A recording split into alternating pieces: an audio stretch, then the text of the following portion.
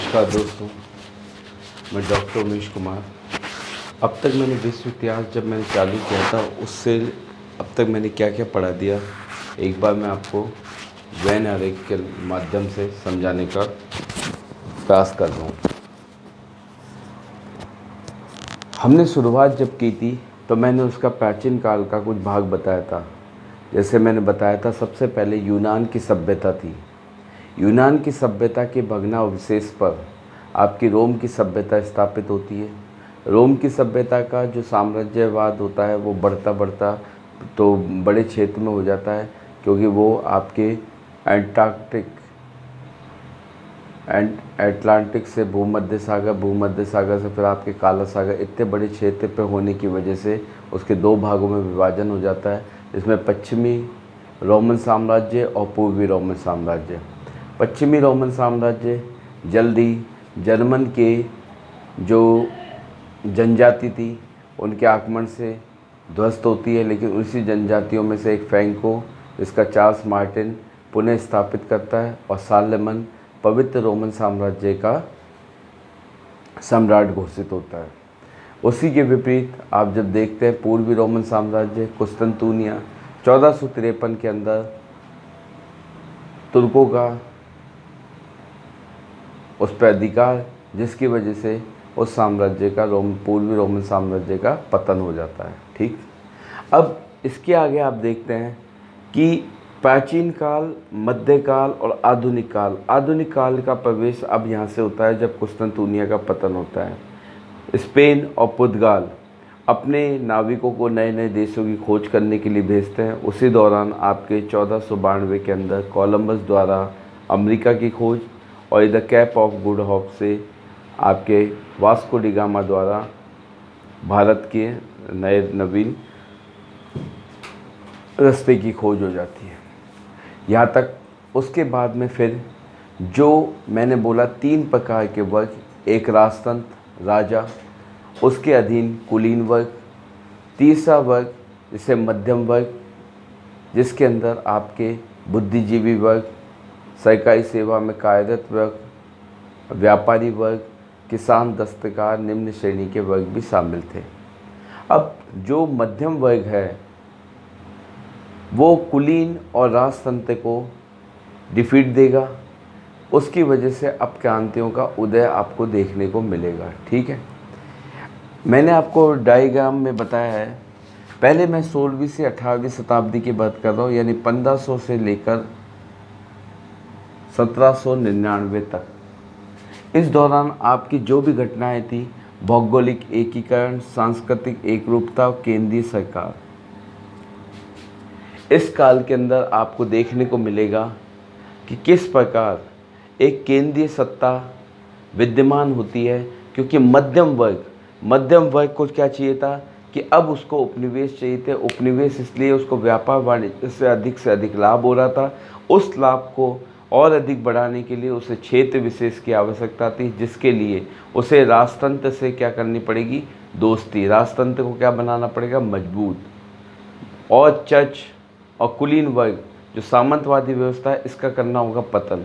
तो इसके लिए वो राजतंत्र का हाथ थामता है, मजबूत राजतंत्र की स्थापना करने का प्रयास करता है, जैसे ऑस्ट्रिया का हैब्सबर्ग, ठीक, रूस में रोमानोव, आपके जर्मनी में होहनबर्ग।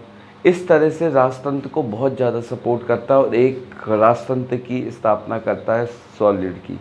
ठीक, उसके बाद आप देखेंगे ये राजतंत्र अब व्यापारी वर्ग के साथ मिलकर चर्च की भूमियों पर अधिकार कर लेता है, सामंतवादी व्यवस्था को ख़त्म करता है और एक प्रकार से केंद्रीय सत्ता के रूप में राजतंत्र स्थापित होता है। लेकिन राजतंत्र को मजबूत बनाने के लिए स्थायी सेना जो व्यापारी वर्ग मध्यम वर्ग के रूप में देता है, कर के रूप में देता है, उस कर से वो एक स्थायी सेना बना लेता है। लेकिन बाद में जब राजतंत्र और व्यापारी वर्ग के हित टकराने लगते हैं तो व्यवसायिक क्रांति वाणिज्यवाद के रूप में चेंज होती है।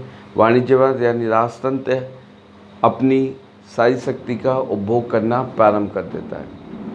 वाणिज्य के बाद आप देखेंगे पुनर्जागरण, पुनर्जागरण के बाद रेनेसां, रेनेसां के बाद में फिर आपके परिवर्तन होगा। परिवर्तन होने के बाद वेस्टफेलिया की संधि, जिसे अंतर्राष्ट्रीय सीमांकन कहा जाता है। इस वेस्टफेलिया की संधि में तय कर दिया जाता है कि किस प्रकार छोटा हो या बड़ा, भौगोलिक क्षेत्र से किसी भी आकार का देश हो, उसको क्या है, उसको अंतर्राष्ट्रीय संघ में स्थान दिया जाएगा। ठीक, इस प्रकार की नीति आपको वेस्टफेलिया की संधि में देखने को मिलेगी। अब आप देखेंगे इधर 16वीं-18वीं शताब्दी का राष्ट्रवाद, राजतंत्र और मध्यम वर्ग, इन दोनों के बीच में ही चलता रहता है। लेकिन फ्रांस की क्रांति में जनसंप्रभुता का अवधारणा की विकसित हो जाती है। जब हम देखते हैं फ्रांस की क्रांति, उसके अंदर सैलाब 3 वर्ग, first state, second state, third state. First state में राजतंत्र, कुलीन वर्ग, सेकंड स्टेट में चर्च का पादरी, थर्ड स्टेट में आम आदमी। आम आदमी क्या करते हैं कि अपनी वोटिंग राइट के लिए, अधिकार के लिए, कि वोटिंग होगी कर लगाने के लिए, तब वो अपने आप को राष्ट्रीय असेंबली, टेनिस कोर्ट की शपथ, इस तरह की आपको क्रांति के अंदर सब रूप देखने को मिलते हैं। तो ये जनसंप्रभुता की अवधारणा जब आती है, जैकोबिन और जिरोंदिस, जो एक आम आदमी को क्या करता है, मताधिकार देता है। क्योंकि मध्यम वर्ग सीमित राजतंत्र चाहता था, लेकिन वो कभी भी प्रजातंत्र या गणतंत्र के समर्थक नहीं था, क्योंकि वो आम आदमी जो किसान और दस्तकार हैं उनको सत्ता के लाभ से वंचित रखना चाहता। लेकिन यहाँ पे एक नीति आती है जिसकी वजह से आपको देखने को मिलता है जन संप्रभुता, यानी जनता का शासन, संविधान बनता है, चुनाव होते हैं, गणतंत्रात्मक व्यवस्था स्थापित होती है। इसी में एक वर्ग निकल जाएगा उदारवाद के रूप में, जो वैचारिक क्रांति कर सकता है, लेकिन वो भी सर्वाधिक मताधिकार के खिलाफ है, वो भी सीमित मताधिकार का पक्षधर है। ठीक, इन दोनों के बीच के अंदर, इन दोनों के टकराव से एक आधुनिक राष्ट्रवाद की परिकल्पना निकलती है, जिसे हम 1820, 1830 और 1848 की लास्ट क्रांति होती है फ्रांस के अंदर। ये तीनों क्रांति फ्रांस से उत्पन्न होती है। एक में यूनान फ्री होता है, यूनान के टुकड़े होते हैं।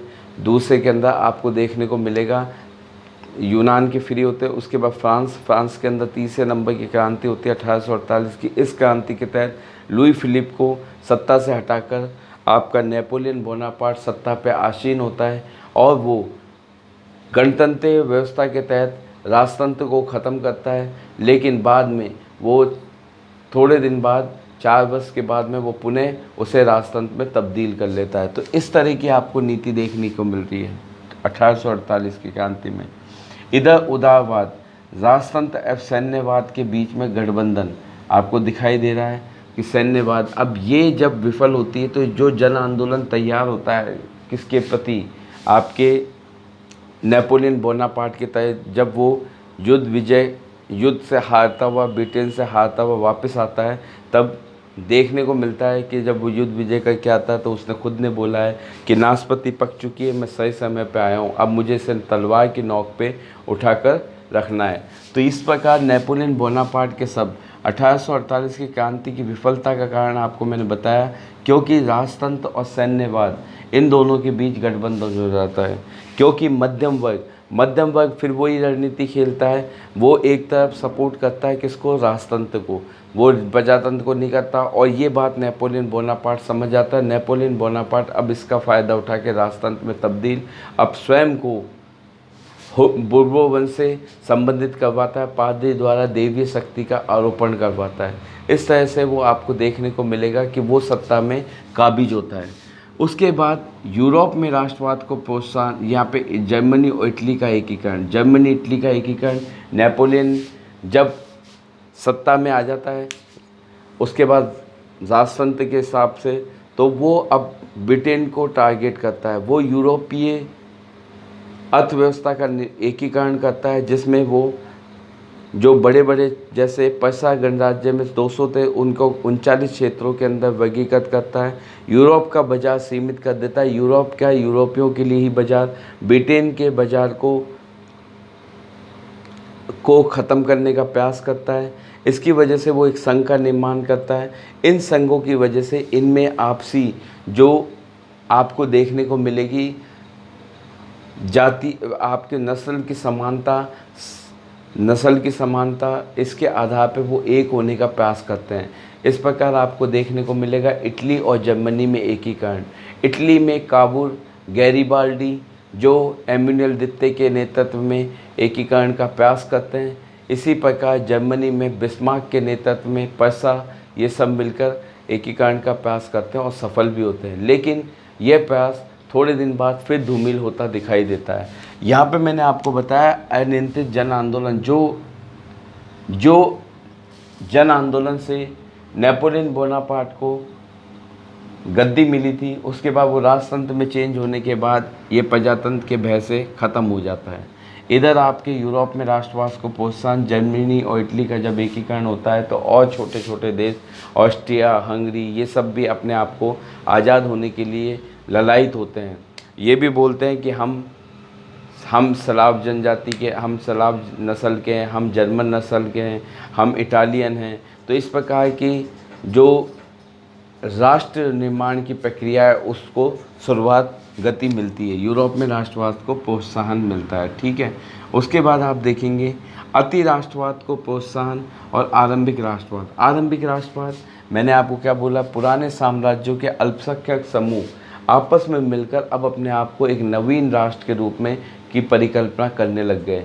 मैंने बताया हंगरी, बेल्जियम वाले, फिर नीदरलैंड के, इधर हैब्सबर्ग साम्राज्य के अधीन रहने वाले स्लाव जाति, इटालियन, ये सबको अपने आप को एकीकृत करने का प्रयास करते हैं। इधर अति राष्ट्रवाद के प्रोत्साहन में आपको देखने को मिलेगा जो राष्ट्रतंत्र अब वो साम्राज्यवाद की ओर अग्रसर होगा, क्योंकि ये मध्यम वर्ग, पूंजीपति वर्ग अब व्यापार वाणिज्य के अंदर औद्योगिकरण आएगा। औद्योगिकरण के बाद सामान की अत्यधिक उत्पादन होगा। अत्यधिक उत्पादन के लिए उनको बाज़ार चाहिए, बाज़ार के लिए उनको क्या चाहिए, कच्चे माल की उपलब्धता भी चाहिए और इसके साथ साथ उसको बाज़ार चाहिए। तो इसलिए उपनिवेशों की अब श्रृंखलाएँ लगेगी।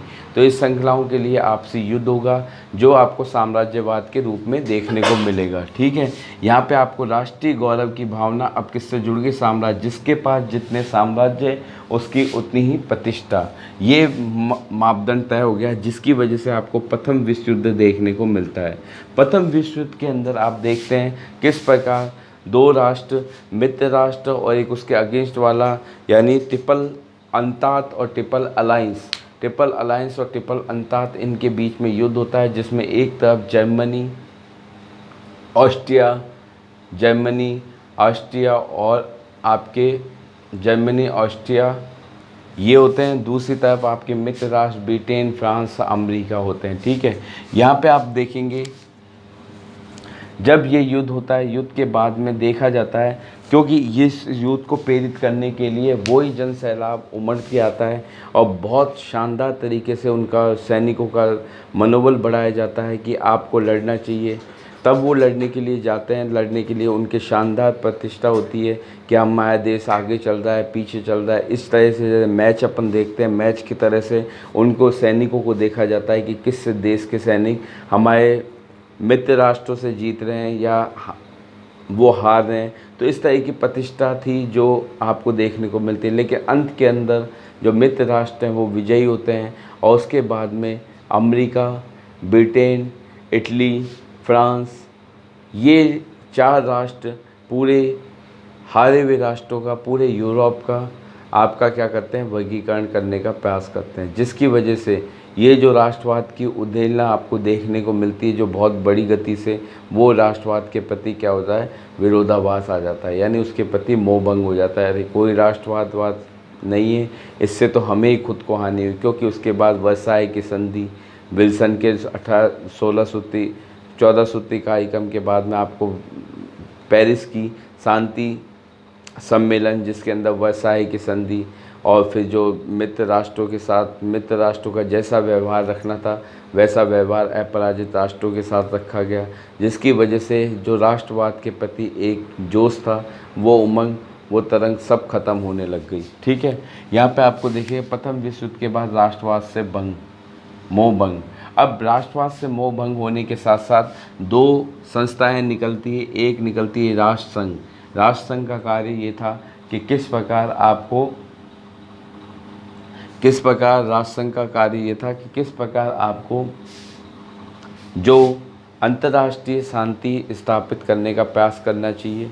दूसरी तरफ आपको कम्युनिस्ट यानी अब साम्यवाद की और अग्रसर राष्ट्रवाद की अस्वीकृति, यानी राष्ट्रवाद कुछ नहीं, अब साम्यवाद की तरफ, यानी जो लिबरल गवर्नमेंट सरकारें होगी जो अधिक से अधिक जन कल्याण के कार्य करेगी, साम्यवाद को प्रोत्साहन दिया गया, सरकारी तंत्र की तरफ ज़्यादा आकर्षित होने लगे। ठीक, उसके बाद अब आप देखेंगे इन दोनों के बाद में राष्ट्रवाद से और इन दोनों की भूमिका के बाद में फिर राष्ट्रवाद ने सिर उठाया तथा प्रज्वलित राष्ट्रवाद के रूप में लिया।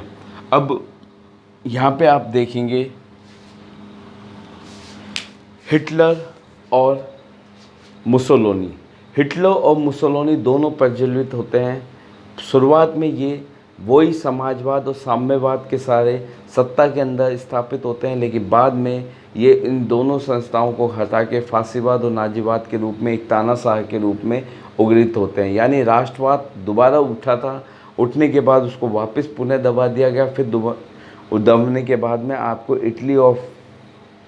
इटली और जर्मनी के अंदर नाजीवाद और फांसीवाद देखने को मिलता है। ठीक है, इसके बाद में द्वितीय विश्व युद्ध होता है, जिसके अंदर इन दोनों की जो नाजीवाद फाजीवाद कॉमेंटिन एंटी कॉमेंटिन, इसमें जापान, बर्लिन, रोम बर्लिन और आपके रोम बर्लिन टोक्यो, ये जो धुरी राष्ट्र होते हैं एंटी कॉमेंटिन, इनकी पराजय होती है।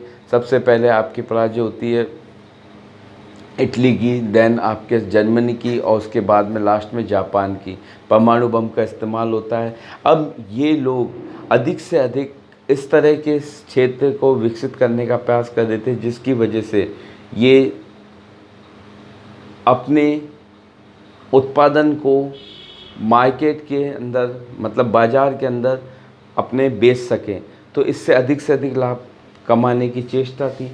तो ये प्रज्वलित द्वितीय विश्व युद्ध के बाद में आप देखेंगे तो ये द्वितीय विश्व युद्ध के बाद में वही मित्र राष्ट्रों की सर्वसर्वा, लेकिन इस बार इन्होंने गलती नहीं की कि जैसे प्रथम विश्व युद्ध के अंदर इन्होंने ऐसी संधियां कर ली थी जिसका खामियाजा बाद में द्वितीय विश्व युद्ध के रूप में देखने को मिला।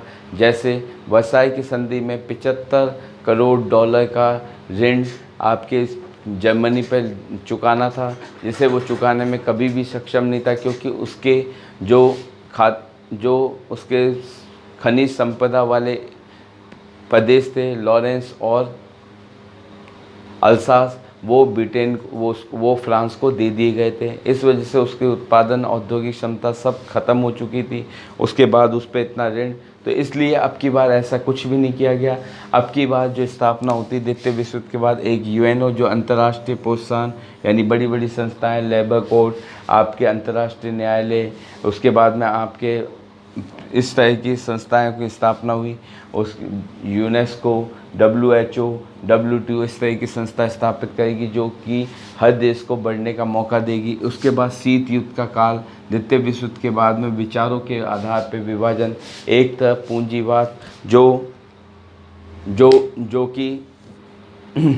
पूंजीवाद जो कि पश्चिमी यूरोप के अंदर विकसित हुआ, पूर्वी यूरोप के अंदर दो महाशक्तियों का उदय, द्वितीय विश्व युद्ध के बाद दो महाशक्तियों का उदय अंतिम रूप से, जिसमें एक की तरफ अमेरिका, दूसरी की तरफ रशिया साम्यवाद का पक्षधर, वो अमेरिका पूंजीवाद का उद्देश्य अधिक से अधिक लाभ कमाना। उसके लिए वो समाज लोकतंत्रात्मक प्रजातांत्रिक इस प्रकार की संस्थाओं की स्थापना।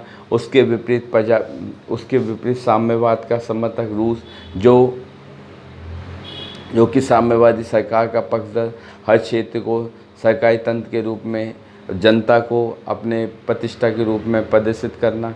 इस प्रकार से दोनों के अंदर शीत युद्ध होता है। ये शीत युद्ध प्रथम और द्वितीय विश्व युद्ध की अपेक्षा वैचारिक क्रांति होती है, जिसके अंदर किसी प्रकार के युद्ध क्षेत्र या किसी प्रकार के हथियार का इस्तेमाल नहीं हुआ, बजाय केवल वैचारिक क्रांति। लास्ट के अंदर रूस के पतन के साथ शीत युद्ध 1991 के अंदर जब रूस का पतन हो जाता है, उसका विभाजन हो जाता है, लास्ट में सोवियत संघ से रूस बन जाता है। उसके बाद में उसके पतन के साथ ही आपका शीत युद्ध समाप्त होता है। ठीक है, शीत युद्ध की समाप्ति पे आप देखेंगे उसके बाद राष्ट्रवाद की विचारधारा को दबाया नहीं जा सका है, क्योंकि इसके काल के अंदर आपको मालूम है जो साम्राज्यवादी नीति, उससे पहले उपनिवेशवादी नीति से जो एशिया अफ्रीका आपके यूरोप के अंदर जो उपनिवेशवादी, लैटिन अमेरिका के अंदर जो उपनिवेशवादी प्रदेश थे, उनमें अब ये सब भारी ज्ञान के आधार पर विश्व इतिहास की जो क्रांतियाँ हैं उनके आधार पर उनमें भी अब विचारधारा में बदलाव आया। भारत के संदर्भ में देखा जाए तो हमारे पुनर्जागरण राजा राम मोहन राय, इन्होंने आज़ादी की, इन्होंने स्वराज की, इस तरह की परिकल्पना अब हमारे यहाँ पे भी चालू होने लग गई। अब ये उपनिवेश अपनी स्वतंत्रता के लिए प्रयत्न करने लग गई। जो WTO बना था, वर्ल्ड UNO बना था, उससे अपेक्षा करने जाए कि हमें स्वतंत्र किया जाए। अब इस स्वतंत्रता के पीछे इन्होंने आपसी संघर्ष करना अपने उपनिवेश मात्र देश से अपना संघर्ष प्रारंभ करना चाहा। इस संघर्ष के दौरान आपको देखने को मिलेगा कि किस प्रकार उन्होंने संवैधानिक आपकी संस्थाएं स्थापित की जाती है, जो धीरे धीरे इनको अधिकार देती है। लास्ट में ये उपनिवेश आज़ाद होते हैं। लेकिन यहाँ पे एक सवाल है, राष्ट्रवाद के विचारों को दबाया नहीं दबाया गया।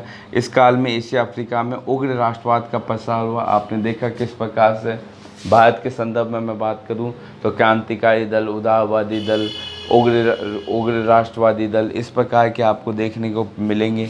ऐसे भूमंडलीकरण राष्ट्रवाद की स्वीकृति थी। भूमंडलीकरण, अब भूमंडलीकरण राष्ट्रवाद की अस्वीकृति, भूमंडलीकरण राष्ट्रवाद की अस्वीकृति।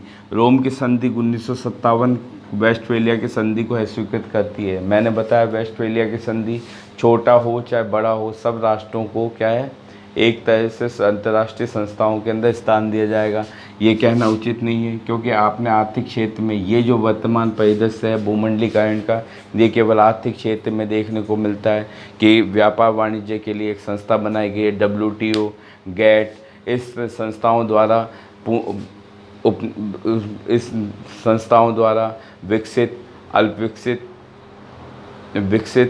अल्पविकसित ऐसी संस्थाएं, ऐसे देशों की श्रेणी बनाई गई है।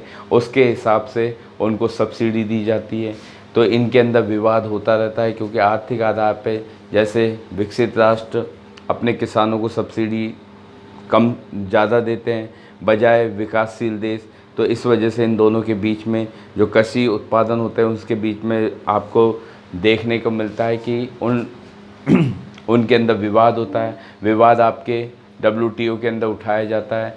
भारत भी इसमें संदर्भ है। भारत के कृषि उत्पादों का मार्केट के अंदर उतना दाम नहीं मिल पाता जितना USA वगैरह के दाम कम होते हैं। तो इस वजह से अंतर्राष्ट्रीय बाजार के अंदर हमारे कृषि उत्पाद सर्वाइव नहीं कर पाते। तो इस तरह के अपवाद आपको देखने को मिलेंगे, आपसे संघर्ष होते रहते हैं। ठीक है, आर्थिक क्षेत्र में, राजनीतिक क्षेत्र में ऐसी कोई चीज़ विकसित नहीं हुई है, बल्कि राष्ट्रीय राज्य स्थापित हो गए। इतना ही नहीं, कुछ अंतर्राष्ट्रीय मुद्दों के बीच में अब राष्ट्रीय राज्य, जैसे भारत के अंदर आप देखेंगे कि 28 राज्य हैं, 8 UT है। इसी तरह पाकिस्तान, अब सबकी अलग अलग सीमांकन है, अलग अलग राज्य हैं, अलग अलग स्टेट हैं। इस तरह से अब राजनीतिक रूप से सबका राष्ट्रीय राज्य के रूप में उद्भव हो चुका है। सब UNO के मेंबर हैं, कोई भी ऐसा देश नहीं है जो उसका मेंबर नहीं हो। और जो उपनिवेश मेडेंट के रूप में रखे गए थे वो भी अब आज़ाद हो चुके हैं। ठीक है, अब यहाँ पे टकराहट आपके, मैंने बोला कि जो आर्थिक मुद्दे हैं, पर्यावरण के मुद्दे, कि भारत जो विकसित देश हैं वो विकासशील देशों पर पर्यावरण का मुद्दा लेके उनके टैरिफ को कम करने का प्रयास करते हैं कि अंतर्राष्ट्रीय बाज़ार के अंदर कि उनके प्रोडक्ट ज़्यादा महंगे बिकें उनकी अपेक्षा। ये मुद्दा रहता है WTO के अंदर, ये मुद्दा उठाया जाता है। अंतर्राष्ट्रीय राष्ट्रवाद, मैंने बताया कि विकासशील और विकसित, ये एक अंतर्राष्ट्रीय राष्ट्रवाद, ये एक तय सीमा हो जाती है कि हाँ इसका प्रोडक्ट नहीं बिकना चाहिए, इसका बिकना चाहिए। इस तरह के आरोप लगते रहते हैं।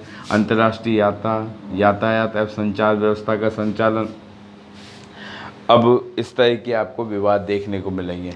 ये मैंने आपको एक रिवीजन करवा के बताया कि ये जो अब तक अपने जो क्षेत्र पढ़े हैं उसका व्यय आरेख इस प्रकार से बनता है। अब हमारा शीत युद्ध के बाद में द्वितीय वो अब जो अगला टॉपिक है शीत युद्ध के बाद आप देखेंगे, शीत युद्ध के बाद दो राष्ट्र की कल्पना ख़त्म होती है, एक सर्व महान शक्ति बन जाती है, वो है अमेरिका।